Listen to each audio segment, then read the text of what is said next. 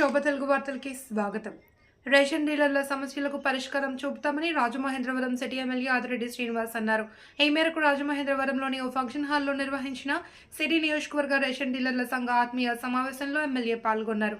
గత వైసీపీ ప్రభుత్వ హయాంలో రేషన్ డీలర్లు ఎదుర్కొంటున్న ఇబ్బందులను ప్రభుత్వం దృష్టికి తీసుకువెళ్లి వాటిని పరిష్కరిస్తారని హామీ ఇచ్చారు. సివిల్ సప్లైస్ డిపార్ట్మెంట్ నుంచి తూర్పుగోదావరి జిల్లాలో ప్రత్యేకంగా కాకినాడ ప్రాంతంలో నిన్నటి జరుగుతున్న అనేక తనిఖీల్లో భాగంగా ఉదయం నేను ప్రెస్ మీట్లో మీ అందరికీ వివరించాను. దాదాపు 7,615 మెట్రిక్ టన్నులు నిన్న సీజ్ చేయడం జరిగింది.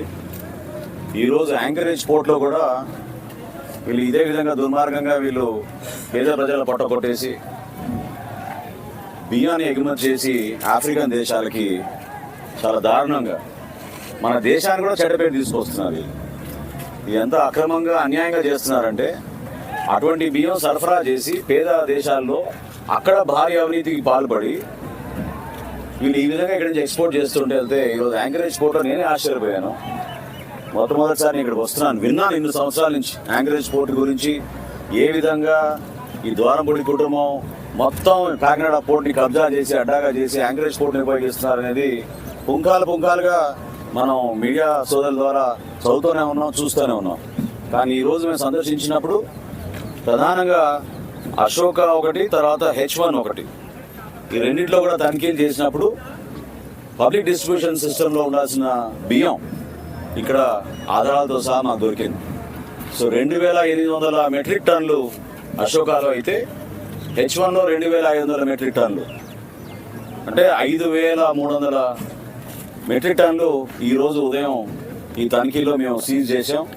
పోర్ట్ అధికారి గారికి కూడా నేను రిక్వెస్ట్ చేశాను, షిప్పింగ్ మొత్తం ఆపేయమని. ఖచ్చితంగా ఇంకా లోతుగా తనిఖీలు చేయాలి. జాయింట్ కలెక్టర్ గారు, MD గారు ఒక టీం ఫామ్ చేసి మిగతా గోడౌన్స్ ఏవైతే పోర్ట్ ఏరియాలో ఉన్నాయో బట్ అన్నిటికీ కూడా తనిఖీ చేసి మేము అనుకునే విధంగానే పారదర్శకంగా నిజాయితీగా పేద ప్రజల సొమ్ము, మన దేశానికి సంబంధించిన సొమ్ము వీళ్ళ అవినీతి కోసం ఉపయోగించుకోవడం అనేది మేము ఇంకా జరగనివ్వం. ఎట్టి పరిస్థితుల్లో కూడా ఈ వ్యవస్థ మార్పు కోసం నిజాయితీగా పనిచేసే వ్యక్తుల్ని ముందు తీసుకొచ్చి జాగ్రత్తగా పారదర్శకంగా ఈ ప్రాంతంతో మొదలుపెట్టాం. ఈ క్లీనప్ అనేది నేను మొట్టమొదటి నుంచి కూడా అంటూనే ఉన్నాను. ఇక్కడ కార్టెల్ ఏర్పడింది. ఈ కార్టెల్ని బ్రేక్ చేయాలి. సమయం పెట్టినా పర్లేదు, ఎంత కష్టమైనా పర్లేదు, ప్రతి గోడౌన్లో వెళ్ళి మేము చెక్ చేస్తాం.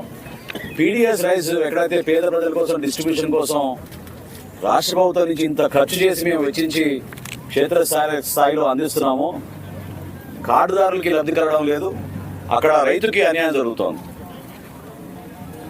ఆ పరిస్థితి రాకుండా చూడాల్సిన బాధ్యత మా అందరిపైన ఉంది.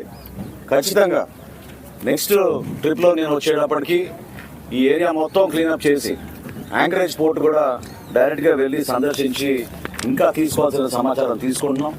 పోర్ట్ అధికారులు కూడా కొంచెం అప్రమత్తం అవ్వాల్సిన అవసరం ఉంది. ఎందుకంటే ఎవరేం